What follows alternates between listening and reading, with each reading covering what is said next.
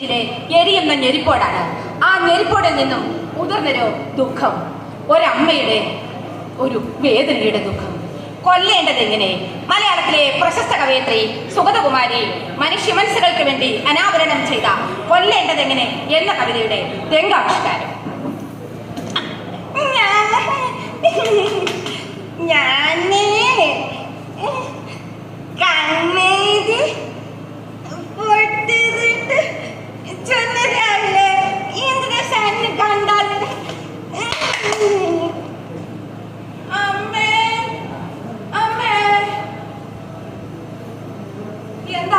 എന്താ മോളെ? അയ്യോ, ആകെ ഉണ്ടായിരുന്ന ഒരു കണ്ണാടിയ അത് നീ പൊട്ടിച്ചല്ലോ. ബക്കാരി ചില്ല് കൊള്ളാതെ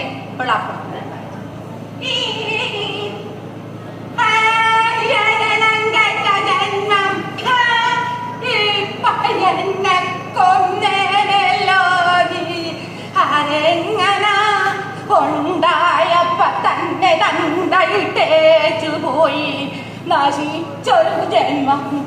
എന്റെ മോനെവിടെയാണോ എന്തോ ആർക്കറിയാ. മതി മതി, എന്റെ കുഞ്ഞിന് എന്തിനാ ഇങ്ങനെ കരയിപ്പിക്കുന്നത്? എന്തിനാ ഇങ്ങനെ ശിക്ഷിക്കുന്നത്? നീ എന്റെ പുറേ നിന്നോണ്ട് എന്നോട് വിരൽ ചൂണ്ടുന്നോ? വേണ്ട വേണ്ട, നീയും നിന്റെ ആ ശകുനവും കൂടി ഇറങ്ങിപ്പോക്കണം. ഓടി നാശമേ. എന്റെ ദൈവമേ, എന്തിനെന്നെ ഇങ്ങനെ ശിക്ഷിക്കുന്നു?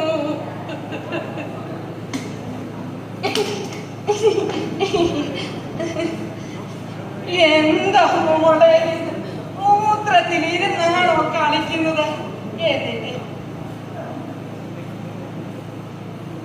10-20 വയസ്സായി എന്റെ മോക്ക് നിങ്ങൾക്കറിയാം. പെണ്ണാണെന്നോ ഉണ്ണണമെന്നോ ഉടുക്കണമെന്നോ ഒന്നും അറിയില്ല. ദൈവമേ, എനിക്ക് പ്രായമേറി വരികയല്ലേ.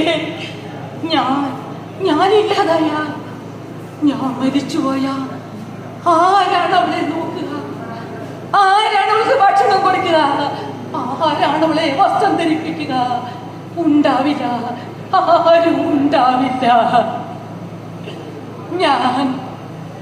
ഞാൻ മരിച്ച വരും, അയാൾ വരും, എന്റെ കുഞ്ഞിന്റെ അച്ഛൻ.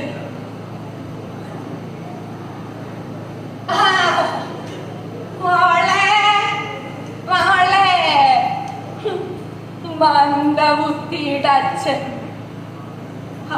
സ്ഥാനം എനിക്കിനി വേണ്ട. പെട്രോൾ ഒഴിച്ച് ഞാൻ കത്തിക്കും.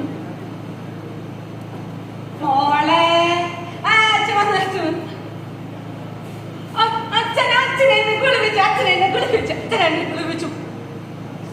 അമ്മേ അമ്മേ, വേണ്ട, ഇല്ല ഇല്ല ഇല്ല. ഞാൻ മരിച്ച അവളെ അവളുടെ മുത്തശ്ശി ഒരു പക്ഷേ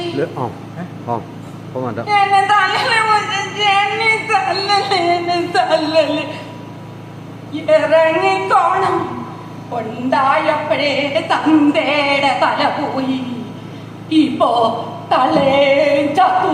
ഇനി ഇവിടെ നിന്നാ എന്റെ തലയും പോകും. നിനക്ക് ഞാൻ കൊള്ളി വെച്ചു.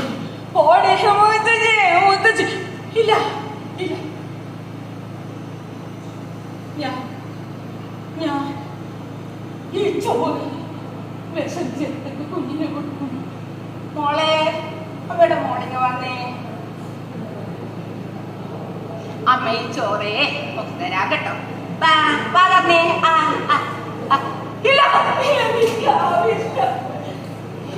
കുഞ്ഞിനെ വിഷം കൊടുത്ത് കൊല്ലാൻ എനിക്കാവില്ല.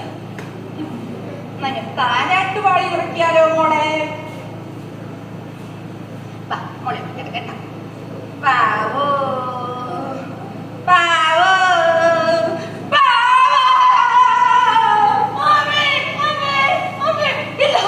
എനിക്ക് കൊല്ലാനാവില്ല. എനിക്ക് കൊല്ലാനാവില്ല.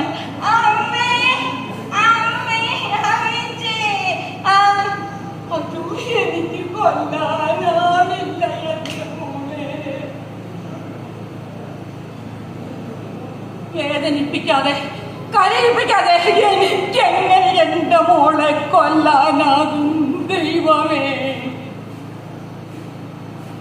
കൊല്ലേണ്ടതെങ്ങനെ കൊല്ലേണ്ടതെങ്ങനെ ചിരിച്ചൊരാ മുഖത്തു നോക്കി കല്ലൊരമ്മ കണ്ടില്ലേ ഒരമ്മയുടെ ദുഃഖം? ആ അമ്മയ്ക്ക് നമ്മൾ സ്നേഹമാണ് കൊടുക്കേണ്ടത്. നന്ദി, നമസ്കാരം.